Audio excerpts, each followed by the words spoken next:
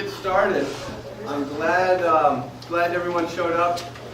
You probably already figured out if you brought kids that child care is in this bigger room right down the hallway. And if you're not familiar with this building, right out this door and to the left is a big room, and that's where the bathrooms are, just to the right off of that. So you'll see signs if you go into the big room off to the right. That's where the bathroom is. So I'm glad you're here. This is not a fun topic, but this is the reality of the world we live in. And so I am very glad that you're here. I think you're going to find this very informative. I wanted to read a little bit about our presenter. This is our presenter, Corey Jill Jensen. Thank you for being here. And just wanted to let you know how fortunate we are to have her here. Let me read this.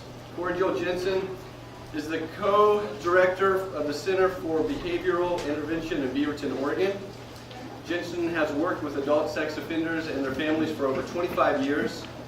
She has provided training or consultation to the National Center for Prosecution of Child Abuse, United States Navy, the Mark McGuire Foundation for Children, a number of local and national law enforcement, child and victim advocacy programs, and faith-based organizations. Corey served as the executive director for the Association for the Treatment of Sexual Abusers in the early 90s, chaired 2 of ATSA's International Research and Treatment Conferences, served as president of the Oregon chapter of ATSA.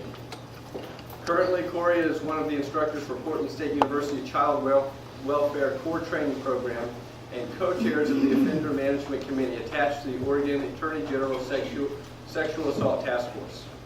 She is a past recipient of Oregon's Crime Prevention Award and Champions for Children Award, the OATSA Significant Achievement Award, Randy Lee, I don't know how to say that name, okay. Award, the NAPN's Jan Heinman's Memorial Award. Jensen also published a number of articles on the evaluation of treatment of sex offenders, testified as an expert witness in local and federal courts, and has been featured guest on radio talk show Oprah Winfrey Show.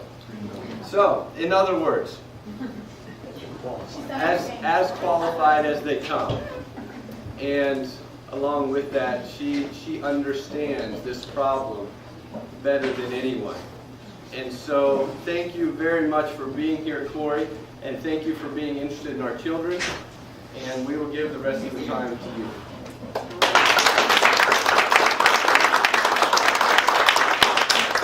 All that stuff really means is that I'm really old.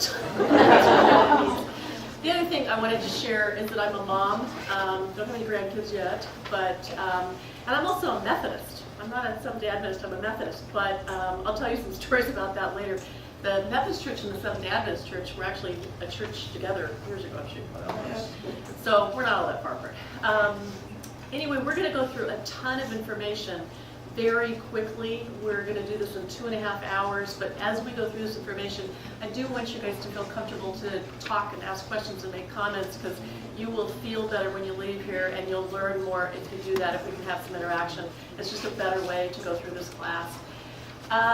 Corey? Yeah. Could I just say, if anyone hasn't gotten a copy of one of these, just raise your hand and I'll try to ask them. How many people are needing to leave at 3 to go to this service?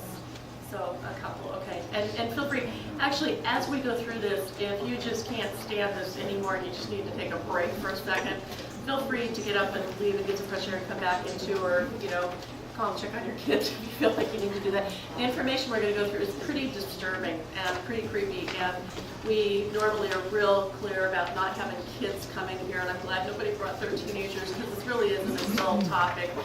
I do want you to promise me that you will not go home and talk to your kids about this for like several weeks.